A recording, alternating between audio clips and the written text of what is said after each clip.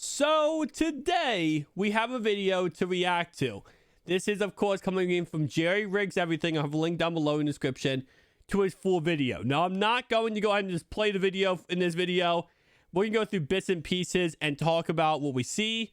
Again, like I said, make sure you check out his actual video. He does do a durability test of every single phone possible. This time it is a Z Fold 4. Now, he does make a joke in this video that there's not much of an upgrade at all.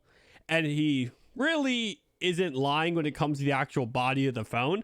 I think Linus Tech Tips said it best when he said the hinge didn't look any difference at all.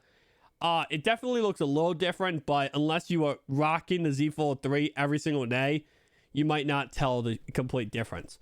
So starting off right away, he does go ahead and take a look at both these phones. Of course, Z Fold 4 on the right, Z Fold 3 on the left, which, I mean, if you just look at these and not know which phone is which, you might be like, are you sure about that? You gotta look at the hinge. Honestly, that's how you can tell the difference. And that's how I tell the difference within seconds.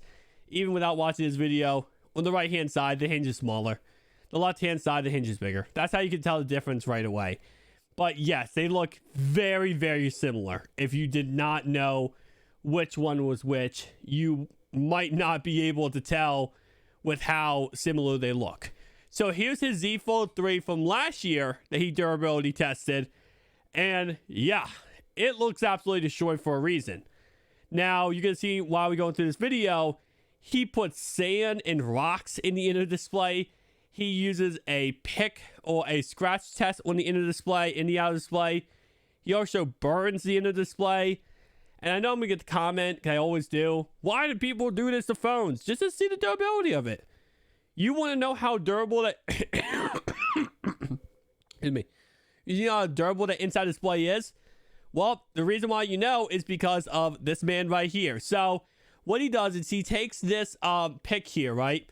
And he starts at level 2, and he goes to 3, 4, 5, 6, 7, 8, 9, 10. 10 is the hardest possible. That means that this display would be harder than diamonds to scratch. But usually smartphones will come in at a 7 or 8 with deeper grooves. And that, of course, will be a Gorilla Glass Victus display, which is what this outside display is rocking. And surprisingly, not surprisingly enough, he does go ahead and get scratches at a level 7 with deeper grooves at a level... Oh, sorry, scratches at level 6. Deeper grooves at a level 7, which puts it right in line for a normal Gorilla Glass Victus display. Nothing changed here, nothing new, nothing surprising at all. Now, skipping forward here, he does go ahead, of course, and starts scraping the outside with his blade. Now, of course, that camera right there is underneath the display, underneath the glass, so it's not going to be affected by his blade. It would be scratching at a level 6 or a 7, as he showed before. Now, the inner display, of course, he does go ahead and show off how the camera actually has a little bit of a change to it. As you guys can see, Z Fold 4 on the right-hand side, Z Fold 3 on the left-hand side. It's just a little bit more pixels on the Z Fold 4. Now, there is an upgraded sensor in there. That is why. You have the Galaxy S22 sensor in the Z Fold 4. While Z Fold 3 does not have it. So you have a little bit of an upgraded camera. And then, of course, he gets into scratching the inner display. Now, this does go ahead and scratch at a level 2 with deeper grooves at a level 3. It's the same concept as last year, nothing different. Now, there's not much you can really break this down and say, oh my god, the inner display is not more durable. They said it would be. At the end of the day, a fingernail could scratch both displays. But... according to Samsung, this inner display is going to be more durable than last year's model, but it's not saying much when this inner display is a very, very thin layer of glass with plastic, okay? No matter what you do or how you set this up, you're going to break it if you use any type of tool like this or use your fingernail. So keep that in mind. It's not saying much that, yes, this is very scratchable / destroyable. I mean, you can very much destroy this inner display without any hassle at all. He does go ahead and make a comment about how, you know, Samsung does own the industry right now when it comes to affordable phones, so they don't really have to care. And that's very true. They really don't. Right now, Samsung does not have to give a fluff about anything because they do own this whole entire industry. So skipping forward here, he does go ahead and scratch the sides of the phone. And of course, it's just aluminum shell. So it's just going to scratch like any aluminum would. Eventually, will we ever get stainless steel like the iPhones have? I would love to see that, but the price tag is already $1,800. And if you go from aluminum to stainless steel, you're going to add like $300 value. So it's just not going to be everyone's best interest for us to do that. Personally, you know, I love the idea, but Samsung would not want to. All right, so he does scratch the outside cameras, and they have no effect at all with his blade. Of course, now if he does go ahead and use his hardness pick, he could scratch either all three of these, but he does just use his blade to see if that does scratch at all. So skipping forward here, this is going to be the rock in the sand text. So of course, I'm going to go ahead and play this part because it's not really something you can look at. But he does go ahead and spread out rocks and sands across the whole entire phone inside display, of course. And then he's going to do what you never want to do, is close the Galaxy Z Fold 4. As you guys see, it does go ahead and drop out some sand because, of course, there is a little bit of a gap.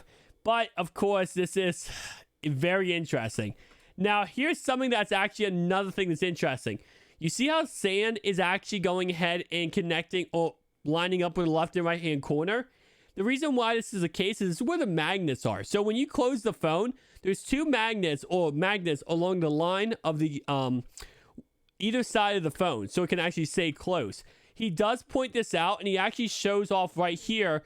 His magnet actually connects to that corner. So there's actually magnets across two sides of the phone, and that's why, of course, you do see that the dust and sand are going ahead and lining up there. And yes, absolutely destroying this phone. But surprisingly enough, it doesn't look that horrendous. I really expected it to look a lot worse than it actually does. And then, of course, he puts it on the outside there. And our last test he does, of course, is going to go ahead and be the burn test. So this, of course, is he's going to burn the inside display, which is plastic/thinner glass, so it's not going to recover at all. It's going to just pretty much have dead pixels there, which is not surprising because it's plastic. Usually, I think he said LCDs, they recover after... No, LCDs are completely destroyed after burn test. AMOLED displays recover after 30 seconds. And then he does the outside. And that is it, guys. So, again, like I said, very interesting. Oh, yeah, he does do the full, the bend test, which, of course, very much... The Z Fold 3 withstood this very well.